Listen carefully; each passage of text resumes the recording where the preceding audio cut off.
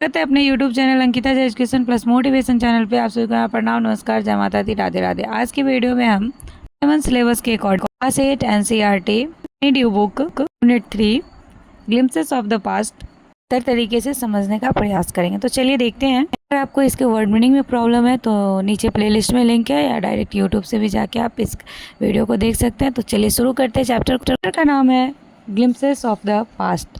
Glimpses का मतलब झलक, पास्ट अतीत, अतीत की झलक। Here are some pictorial glimpses of the history of our country from 1757 to 1857. These pictures and speech bubbles will help clarify your understanding of the condition that led to the event known as the First War of Independence in 1857. का मतलब है कि 1757 से 1857 तक के इतिहास की कुछ चित्र के माध्यम से झलकियाँ मतलब दी गई है।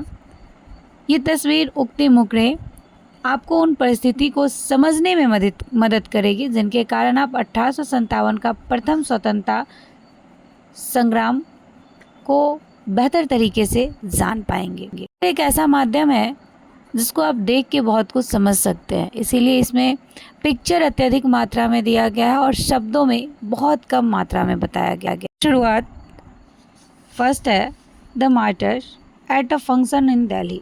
यह चित्र दिल्ली के एक फंक्शन से संबंधित है जिसमें लता मंगेशकर के द्वारा यह गीत गाया गया। My country man let your eyes fill with tears as you recall the sacrifices of India's martyrs। कहने का अर्थ है, ऐ मेरे वतन के लोगों जरा आंख में भर लो पानी, जो शहीद हुए हैं उनकी जरा याद करो कुर्बानी। फंक्शन के दौरान उन्होंने यह गीत गा के, एक ऐसा माध्यम है जिसके द्वारा इमोशन और फीलिंग को बताया जा सकता है। और लता मंगेशकर जी हमारे हुए लोगों के लिए जो क्या गवाएं और उनकी वजह से हमें क्या मिला, उस चीज़ के को समझाने का प्रयास करते हैं। The company conquest 1757 to 1849। अब जो कंपनी की विजय हुए 1757 से 1849 उनके बारे में है। Its superior weapons the British East India Company was extending its power in 18th century India. Extending का मतलब है विस्तार कर रही थी, मतलब अपने श्रेष्ठ हथियारों से ब्रिटिश ईस्ट इंडिया कंपनी जो थी वो 18वीं शताब्दी में भारत में अपनी शक्ति को विस्तार कर रही थी। India princes were short sighted. भारतीय राजा जो थे वो बहुत ही शॉर्ट साइटेड थे।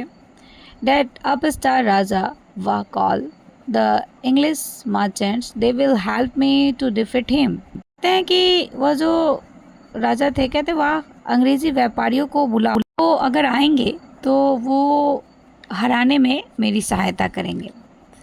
पुल had no peace due to such constant fight. The rivalries helped the East India Company and it could easily subdue Indian princes one by one।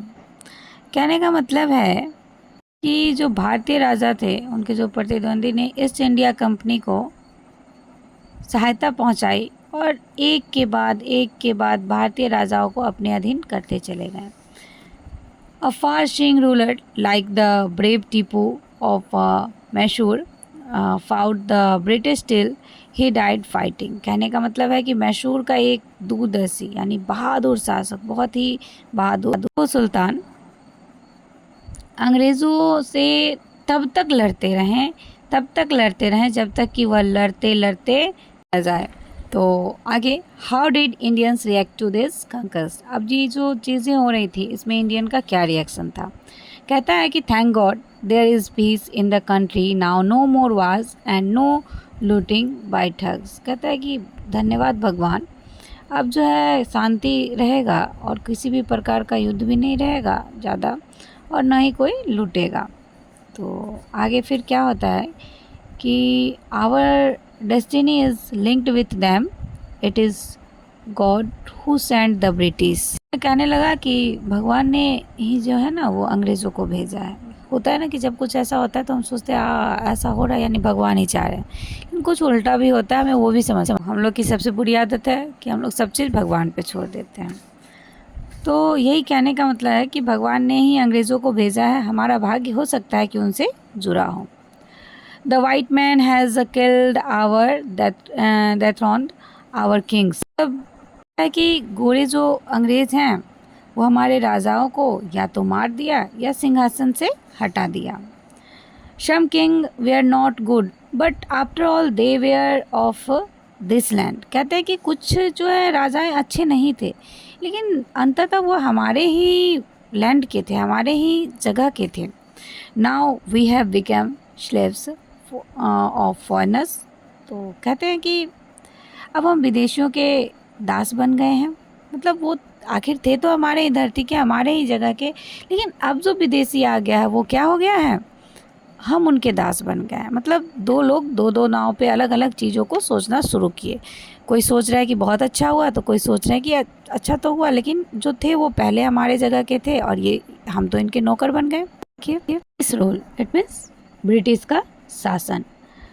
Religious leader place ideas like untouchability and child marriage. Untouchability का मतलब छुआछूत, child marriage का मतलब होता है बाल विवाह।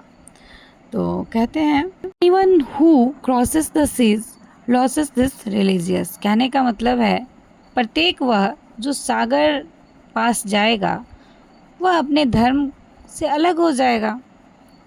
मतलब जो उस चीज़ के पास जाएगा, उस चीज़ के टच में आएगा, तो वो अपने धर्म से दूर हो जाएगा। All the misery in the world is due to women. कहने का मतलब विश्व में समस्त दुख जो है ना वो सिर्फ और सिर्फ स्त्री कारण है, जो कि बहुत ही गलत सोच था। ऐसा कैसे पॉसिबल है, जो स्त्री ही सब कुछ करती है उसी के कारण समस्त दुख है। आगे कहते हैं कि the truth was that Indians had lost respect self respect, the British scorn them. कहने का मतलब तो यह है कि जो भारतीय जो थे वो अपना स्वाभिमान खोते जा रहे थे, अंग्रेज जो थे उनका तिरस्कार करते थे। Natives are unworthy of trust, incapable of honesty, to your honour but I am honest. कहने का मतलब है तो मूल निवासी हैं वो विश्वास के अयोग्य हैं एवं ईमानदार में भी नहीं हैं। सच है सरकार, किंतु मैं तो ईमानदार हूँ। कहता है कि being merchants the British wanted quick profit, their heavy taxes forces farmers to abandon their fields. है कि व्यापारी होने के कारण अंग्रेज़ों ने बहुत जल्दी लाभ चाहा और उनके भारी करों ने किसानों को उनके खेत छोड़ने पर भी मजबूर कर दिया। आगे देखिए, but your man are talking all my crops, you are still in arrears in you don't pay next week, I will send you to jail. अगर नहीं दोगे तो जेल जाओगे, किंतु आपके आदमी मेरे सारी फसल ले जा रहे हैं। तो आगे कहते हैं तुम जो है अभी तो कर्जा में हो, यदि तुम अगले सप्ताह तक नहीं चुकाओगे तो मैं तुम्हें निश्चय ही जेल भेज दूंगा। तो ये इन्वेटिवली famines followed between 1822 and 1836.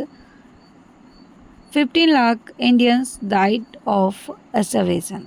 अब क्या हुआ, जो अकाल आया उस समय 1822 से 36 के बीच में बहुत सारे लोग, लगभग 15 लाख से भी ऊपर लोग भारतीय जो थे वो मारे गए। The British invented other method which gave them more profit। अब ये जो थे वो दूसरा तरीका अपनाना चाहते थे प्रॉफिट का। Goods manufactured in England should not have any import duty when brought into India। कहने का मतलब है जो सामान इंग्लैंड में निर्माण हुआ बना, उस पर जब भारत में उसको लाया जाए तो उसमें कोई भी शुल्क नहीं लगाया जाए।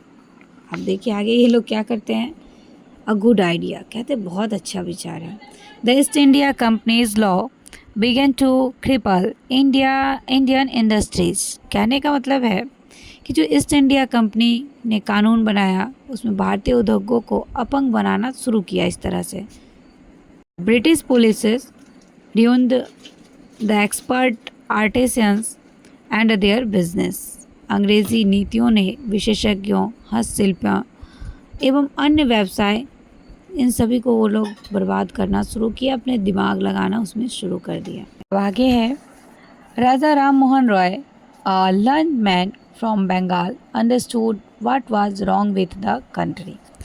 कहने का मतलब है कि जो राजा राम मोहन राय 1722 से 1883, जन्म 1722, मृत्यु 1883।